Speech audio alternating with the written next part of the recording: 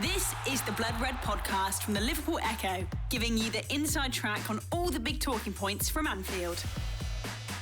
Hello everybody and welcome to a New Year's Eve edition of the Blood Red podcast brought to you by the Liverpool Echo. I'm your host Theo Squires and we're finishing the year in style here at studio at Echo HQ with an extra episode of the pod. I don't think I've actually done an in-person pod in the office since the start of November, so we need the creme de la creme to guide me through. Unfortunately, our chief LFC correspondent, Doyle, has stepped up. How are you, Doyle? You say unfortunately then? I said fortunately. Right, it came through unfortunately. Yeah, it did come through unfortunately, didn't it? Yeah. Check VAR on that one. Yeah. You've had a shave? Yes, I have. It's that time of the year, isn't it? You Yeah. tend not to, yeah. Normally, you never catch me having a shave. So, well done. At least one of us is making an effort, not me. Yeah. Am I tired? It's New Year. Although New Year's nonsense in it, let's be honest. Just a day. No one's fussed about it. So are you marking it tonight then? You're just going to be in bed by 11? No, I might stay up till 12. You know what I mean? Maybe 1 minute past 12 and get to bed. Got to prepare for the game on Thursday, isn't it? Thursday evening, Leeds. We'll get on to that in a bit. 5:30 kickoff. It's a strange one. Enough time to sleep off whatever drinks you have tonight. I just don't understand all these people. I know our producer Ian is having a meltdown at the fact there's games at 8 o'clock on New Year's Day. It's like, they used to play all the time on New Year's Day anyway. It used to be try 12:30 on New Year's Day in the afternoon. I've done games like then. That's when, you've got to bed at 6 o'clock in the morning and then you're obviously rolling straight out of bed and going to the match. Not that we'd ever do that. But I was going to say, that's a lovely insight into your youth there. I would like to point out I was 9 at the time. So 1873. We're not live on YouTube, so you can't get your questions into us today, unfortunately. But if you do have any, send them in to us on social media or email, and we will address them on a future episode. But I have got a question for all you guys tuning in at home. Have you got a NordVPN plan yet? And if not, why not? Start your 2026 off right by getting on board with Nord and take advantage of our wonderful welcome offer. It's the same as it's always been, so you should know it off by heart by now. But if not, I'll read it anyway. To get the best discount off your NordVPN plan, go to nordvpn.com/bloodred. Our link will give you 4 extra months on the 2-year plan. There's no risk with Nord's 30-day money-back guarantee. The link, as always, is in the podcast episode description box. Straight into business then. Doyle, set pieces have been a regular bugbear for Liverpool this season. I don't think we've had a press conference where Arne Slot hasn't mentioned them. And that's culminated with the set piece coach losing his job yesterday, and Aaron Briggs. Yes. You wrote the story. What do we know? I know that he's lost his job. Well, he has. It was decided between the club and Mr. Briggs that it was a parting of ways was inevitable. It was an interesting one, really, because when he joined Liverpool's coaching staff back in last summer, he didn't join as Mr. Vito Matos. He didn't join as a set piece coach. He kind of assumed that role in this summer after he'd kind of helped out through parts of last season. Last season, Liverpool's the new buzz phrase in football, certainly if you're following Liverpool, is set piece balance. And I think Liverpool's set piece balance, you've got to break even basically. And I think Liverpool's was +1 or 2 or something like that. That's off the top of my head because I did a brief check of that yesterday. I forgot already because that's a full 24 hours since I looked.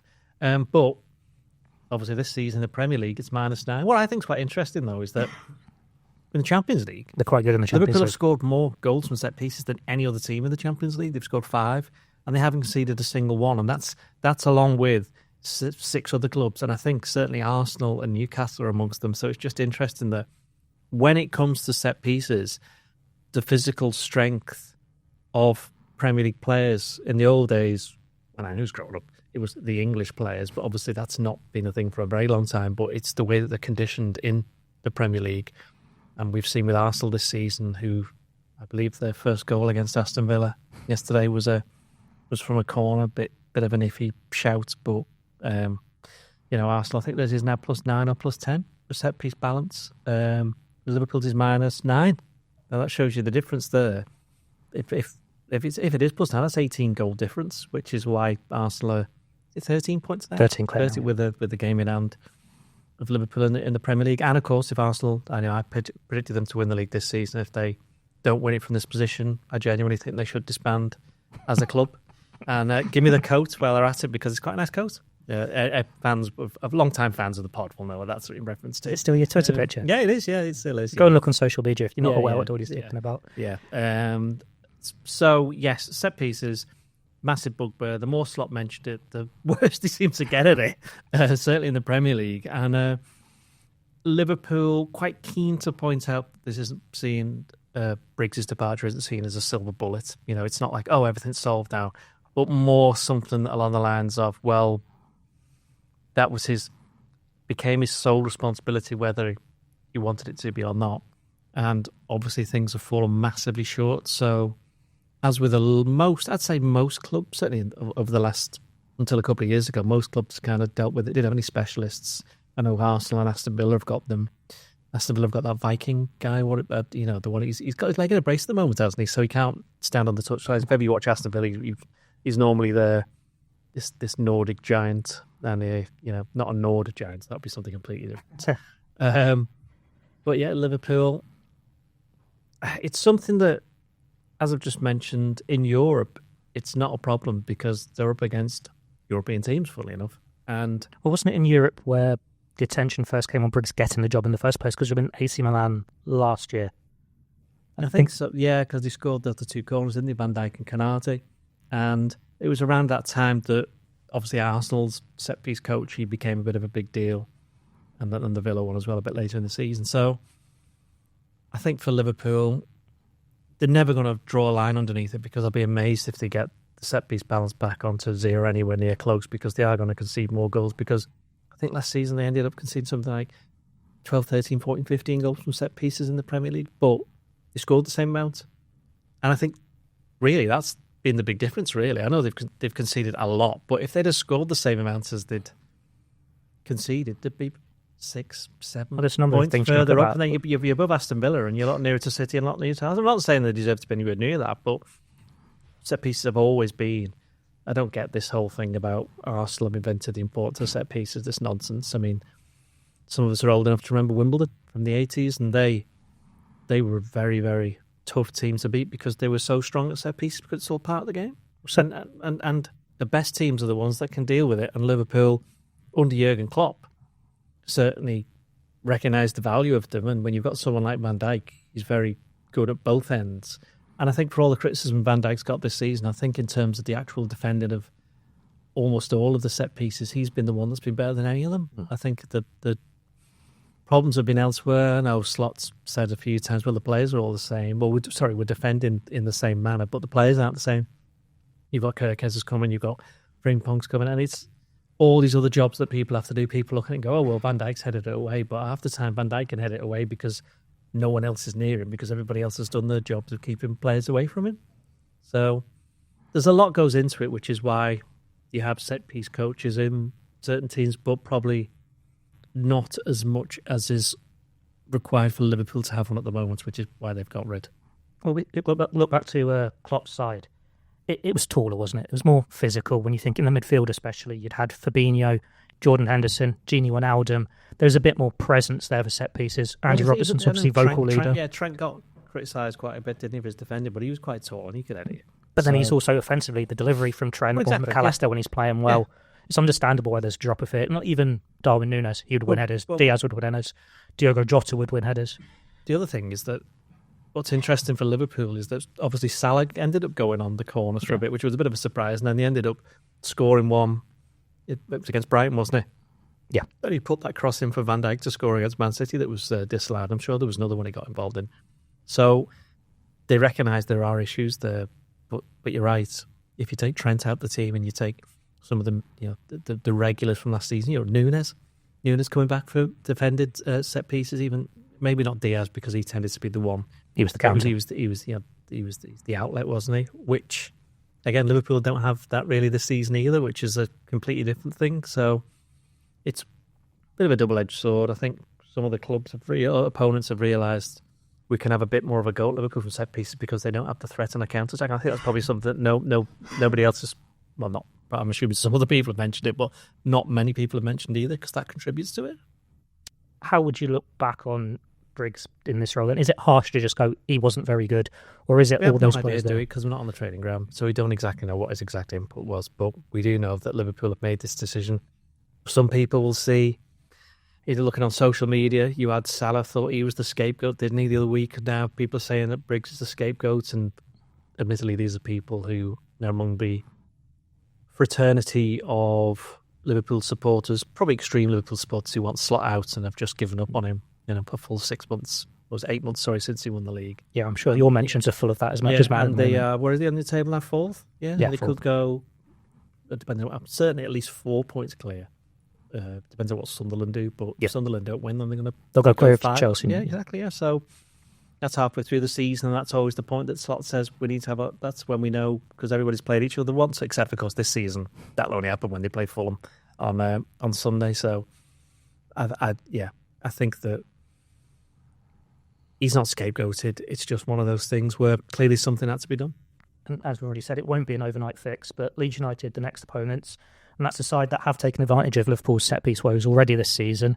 It's, I suppose, a nice little reminder of that, but that 3-3 draw at the start of the month, it's not even a full month yet, is it? That was a mad one.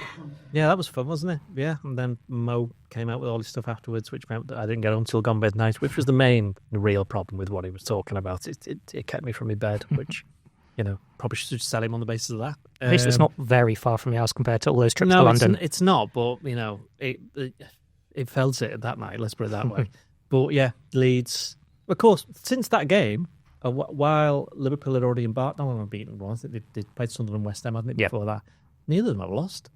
Leeds had just started it as well, hadn't they? Because they had, was it Chelsea the game before? Leeds had played Chelsea the game before. And nearly got something against City the game before that. And so they had those 3 games, which it was then that... It's funny, isn't it? Because... At the start of that week, if you go to a full week beforehand, both Slot and Daniel Farke were... It was the sack-off. We basically said, look, one of these is, possibly 2 could go by the end of the week. And since then, Liverpool haven't lost a game. And as you mentioned, the only one Leeds lost was against City, which they were a bit unlucky to lose. Have you seen the comments from Daniel Farke? I haven't, no, but you're now going to tell me what they are. I shall respond accordingly. He's very complimentary of Liverpool. He says that they're still in the title race. They've put themselves back in it. Is he? I've started to favour his well-being if he thinks they're still in the title race. He's said in recent weeks it's been impressive performances, impressive results. I'm not sure it'd go that far. But it is fair to say it's looking healthier than it was last time Liverpool faced Leeds. Yes. Predominantly due to the fact they've been playing lesser opposition. That's obviously helped.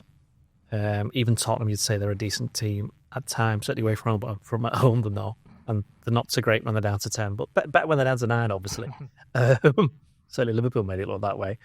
But beating Brighton, decent result. We saw that Brighton nearly took something from Arsenal the other day. You've seen Wolves, it wasn't great in the second half, but Wolves is definitely better than the amount of points they've got. And showed that last night. We saw that at Man United, admittedly a very depleted Man United, but Wolves have been playing a lot of games over the last, same as everybody else, so that kind of leveled it out a little bit. They were good at Inter Milan. I thought they were good at Inter Milan. They were decent for a half, I said, against Brighton. Certainly, defensively they were good against Brighton, but they've not been able this season to put together a 90-minute performance, really. The injuries probably haven't helped, though. Well, this is the thing, is that, and Slot did his press conference for the Leeds game 15 years ago, it seems like. It was straight after the game against Wolves, but obviously the quote's only just emerged for everybody to read today. And yeah, there is that sense that he feels that now that if you look at a lot of the players they've signed in the summer, I don't mean the ones that were injured like Leone and Isak, but in December got his goal against Wolves, got on forced a down goal against Sunderland, won the penalty against Inter Milan, got an assist against Tottenham, so he's starting to deliver. Kirk has, we were quite critical of him for the opening months, so it's only fair that we point out that he's actually been playing rather well. It's also helping that they're not having the 3 games in a row. Like when they have had that, that's when Slot's taken Robertson and put him in for the midweek. I wouldn't be surprised if Robertson plays against Leeds, which obviously we'll come to when we pick our teams. Frimpong, he's obviously missed most of the season. His start against Wolves was his first Premier League start since the first game of the season. He's had assists in the last 2 games, and he's done 2 things. One, he can run quite fast, which is what Liverpool have been missing. He also gets the byline, which is why Liverpool got a goal against Tottenham and got the opening goal against Wolves. He won the penalty against Burnley as well when he made his comeback the first time from injury. Yeah, so it's a very small pool of minutes. So actually, they are making a difference. I'm not even mentioning Ekitike, who's the one who's managed to avoid injury, if not getting sent off against Southampton, wasn't it, in the League Cup, which was, I think he learned from that straight away. He's got 11 goals, and I think more than any other summer signing, I think, or goal contributions at least. He's leading the way on that. It's only Haaland. I mean, it's helped. It's helped that he's had to play all the games more or less because obviously the issues with Isak. But Ekitike has been better than I think anybody expected. And that relationship with Wirtz is really blossoming in the last few weeks. When Mamardashvili's played in goal, he's been all right. He's not really made... Okay, you could argue that the goal against United, the first one, he could have done a bit better with, but shouldn't have even got that far in the first place, should he? But let's not go back and do that again.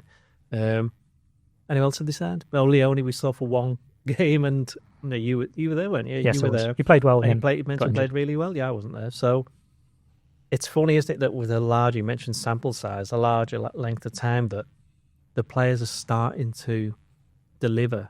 And it feels a little bit as though the senior players feel as though they don't have to so much carry them. Not in the sense of carry them as in, they're taking on their performances, but they don't have to look out for them as much because they're now settled. And so if they're adapted to playing the Premier League and being around, the training centre, which is where the players spend most of the time, then all the better for it, because then they can go back to concentrating on their own individual games. And you've seen players like Canati, who the game against Leeds was a strange one for him in December because I thought he played really well. And then he gives away a really, really stupid penalty. And to be fair, I'm not even sure he did anything bad after that. Maybe contributed a little bit to the second goal, but that was, I think... Both the centre-backs did really well against Calvert-Lewin for the majority, but then Calvert-Lewin gets a goal and they end up drawing 3-0. Yeah, well, it was a penalty, though, wasn't it? Yeah. So, he tends to score against Liverpool anyway, like Richarlison. I mean, what have they got in common? Yeah, exactly. So, yeah, I think you look at Canati, he's a player who's improved recently. Van Dijk, as I say, has not been as bad as people said. Like Curtis Jones, somebody who's really stepped up in the last few weeks. Ryan Gravenberg, you look at it and you go, he didn't score a single goal last season. He's got 4 already this season. McAllister's probably the only one. But then you could probably take him out for this one because... Well, this is the thing, because, Szoboszlai, Liverpool got through the game against Wolves without their best player this season, and I say got through against a team that's bottom that at that point had 2 points, but as I say, anyone who saw the game against United, they're better than that, and this is the time of the year where you're playing games where all the players are tired, they've got halfway through a season, there's a whole Christmas thing, and you do get some very strange results. And if you're a top team and you can avoid those kind of silly results, Liverpool have still got 2 more games to come this Leeds game, and then the Fulham one is what I count still being as part of the festive schedule. If they can avoid defeating those 2, then they're pretty well positioned to, admittedly the next game after that's Arsenal away, but they're set up to have a better second half of the season than the first half. And what can we learn from that 3-3 draw at Ellen Road? Because it was a poor first half. Then Liverpool suddenly find themselves 2-0 up in control, managed to throw it away, get that late goal, think, I'm going to see it out. But then, as we've seen so often this season, they just get so nervous at the end of games, especially when they concede set pieces. I think what we can learn from that is that if you can score against Leeds, basically. You can score against Leeds. You scored 3 goals away from home at Leeds. Be interested to see how many other teams have done that. If any? Has anyone done that? You have a look, yeah. So there's that, but Leeds are a team that, as we saw last season in the, if you watched any of the Championship games, there was an awful lot of games where they came from behind or got points towards the end with late levelers and stuff like that. So they're a team who'll keep on going. And they won the last time they were at Anfield 2-1. The Joe Gomez back pass, wasn't it? Yeah. And I think Somerville scored in the last minute. So they're not going to be daunted by it at all. But, as you mentioned, what have we learned? We've learned that, if Liverpool play to their best, they should win, because even when they weren't massively brilliant at Leeds the other week, they still managed to go 2-0 ahead and 3-2 as well, which I think is easy to overlook.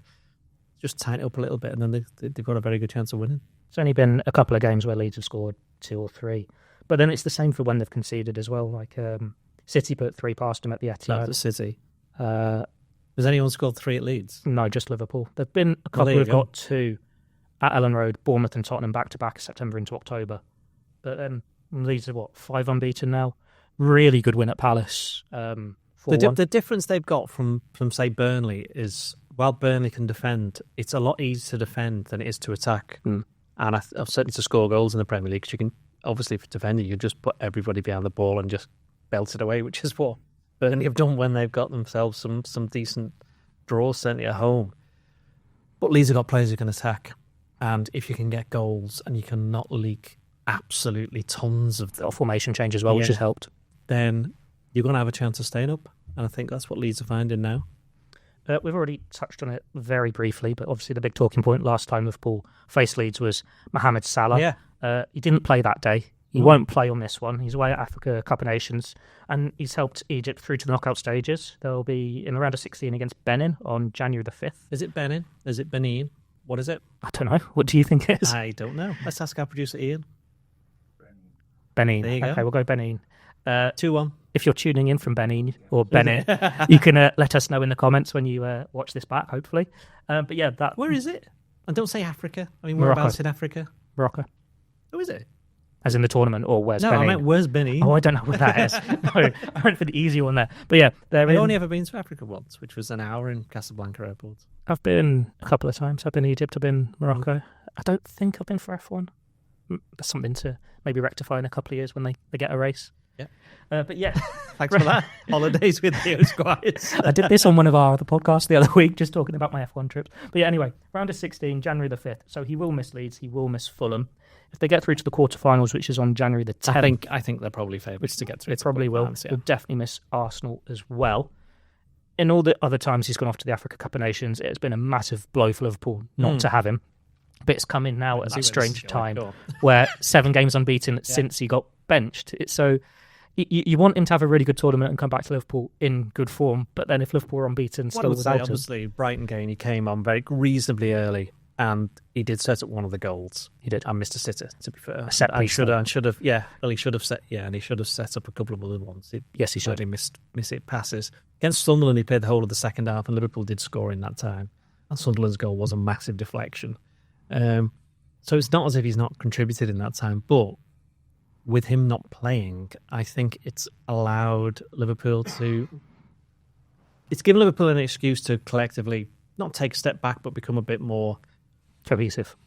Yeah, I was going to say not quite as cautious. So become more cautious in their style of play, which I know certainly in home games some fans don't like, but they had to build from something, and I think people don't realise just if you've lost 6 games out of 7 in the Premier League, you're obviously doing something wrong, and you need to address it. And the injuries you mentioned, they've not been able to do it as often as they wanted to. And the fact is that Salah at 33, he knows it as well, is that he's not the future of the club, but the likes of Wirtz and Frimpong and all of them are. Whether they're as good as Salah, that's a completely different question. But Salah, when he was their age, wouldn't have been anywhere near Liverpool. Well, exactly, yeah. In fact, when he was... Well, I think Frimpong's a bit older, 24. Yeah, but Ekitike and Wirtz are what, 22, yeah, 23? Exactly. They wouldn't... He wouldn't have been there. He would have been at... I've only just joined Chelsea. Maybe? No, Hang on, when did he go? He was 2014, didn't he? So he could have been at 14, couldn't he? Yeah. So Salah is an interesting one because I also don't think that it's a coincidence that Wirtz has kind of started to shine now that Salah's not there, because he's a player that Liverpool are starting to look more to get the ball to. Rather than give the ball to Salah, it's give the ball to Wirtz. Which is what they did for years, because why wouldn't you? He's your best player and he's going to cause a lot of havoc, and he's probably going to score a goal or have an assist, so why on earth wouldn't you pass to him?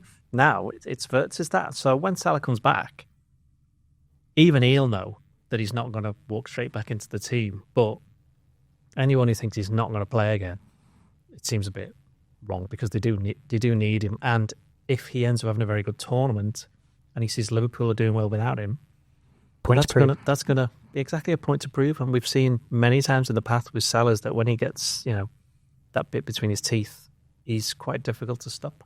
What could be interesting is if he emerges as a central option, because we know he's going to be out for a couple of months. So obviously the links this week that Chiesa's wanted in Italy again, Juventus are interested in signing him on loan. We've seen Salah as a central striker before under Klopp in a 4-2-3-1, though it's not really happened under Slot. But if Liverpool have got Frimpong who can play there on the right, Szoboszlai who can play there on the right, you can't put Ekitike up front every single game. Well, this is a problem that they're going to have in the meantime, is that Gakpo's back, you mentioned Chiesa, and Wirtz could play as a false 9, so then Ekitike is not going to be able to play every game. It's like, it's either going to be this game. It certainly won't play against Barnsley, for example. He gets 75 minutes and he's knackered every week but anyway. It's either going to be this game or Fulham, where he probably doesn't play, because they'll want to keep him for the Arsenal game. So, to be honest, it could be this game, couldn't it? Could be against Leeds. But then he's got 2 against them last time, so maybe that's the one he wants. Well, again, but he's never played against Fulham, so there is that. That's a game he gets a hat-trick in there. Yeah, exactly. Yeah. So it's interesting, but it does show that Slot does have a lot more options than perhaps he thought 2 months ago. We'll do a bit of transfer talk, though not proper incomings, because we covered Semenyo, Gay and Elliott on Monday. nothing's really changed there. So go and dig out. Semenya's going to Man City, isn't he? Yeah, I think we covered that. And Gay's not going anywhere. No, and Elliott, they'll have to make the move. Yeah. But yeah, that's all on Monday's episode with Paul Gorst, though Doyle just summed up quite nicely there. I don't listen to it. But there is a little bit of movement for Liverpool so far already. James McConnell's back. He's back at the AXA. He's already back, yeah. He's already back. He's back at the AXA. Got an injury at the moment, so he's recovering from that. So he didn't play for the last month for Ajax. But since John Heitinger, who took him there, which is a bit of a surprise. I thought it was a bit of a surprise, to be honest. It's a big move. Yeah, I mean, Yaros was different. Obviously, Yaros went earlier in the year. And in the summer, sorry. Some European loans before, and he he'd won the league with a couple of teams, hadn't he? So with McConnell, different, and I think the new management team came in and went, nah. And they want a bit more experience. Do you think they've lost Henderson in the summer? Since Heitinger left, he hasn't played. He literally hasn't played a single minute. As I say, the last month there has been 3 injuries. So he's back, and we're led to believe he'll be out for a little bit longer. But so he won't be available for Barnsley? No. The month is long, January, and won't be surprised towards the end of the month if some of the Championship teams who were quite interested in him in June, July, August decide they want to have a little bit and have a nibble and see whether they can get him for the remainder of the season. There's a potential reunion on the cards there. If I read your piece correctly. Yes, who is at Swansea now, having been at that team in Portugal in the second division. Maritimo, was it? I think so. Yeah. Having before that been with Pep Linders at Salzburg, yeah. Obviously Pep's now with Man City, so... And Guardiola said he's the manager and Guardiola's the assistant here. Really? Yeah. Not sure on that. There is a bit more, isn't there? Owen Beck and James Norris. James Norris, he spent most of this year on loan at Shelbourne in the League of Ireland. He came back, in fact, he trained in one of the open training sessions before a Champions League game. I think maybe BSB, actually. But yeah, it looks like he's going on a permanent move there. He's a bit older than he is and all the other ones. He's 22, so he's not massively old. So that could get done tomorrow. Owen Beck, he went to Derby on loan, got injured. Having been injured at the end of last season. And then played an under-21 game and then got injured, did his hamstring. He's had surgery on it last month and looks like he'll just end up staying at Liverpool for the remainder of the season. Just been a bit sad for him because it's just been a complete waste of a year. Because he'd had a really good year only last year with Blackburn. That got cut short, didn't it? An injury. So this is the thing with young players. I know he's a bit older than some of the others, but when they get injured, you have to be very careful because while careers are short in comparison to journalistic careers which go on forever, a playing career, if you get 18 years, that's good going. And say he's only 2 or 3, 4 years into it, so there's no point putting too much stress on them at this age. Well, he's 23 now, so he wouldn't be eligible as a 21s player. He's about 6 years in, isn't he now? Yeah. So I suppose it depends if that 21s appearance means he can't play again for another team. If he played for Liverpool, whatever. I think that'd be a bit harsh, wouldn't it? Bit harsh. You know what I mean, though, like in terms of Elliott's stuff. Yeah. I think that's it on transfers. So we'll move on to lineups now for Leeds.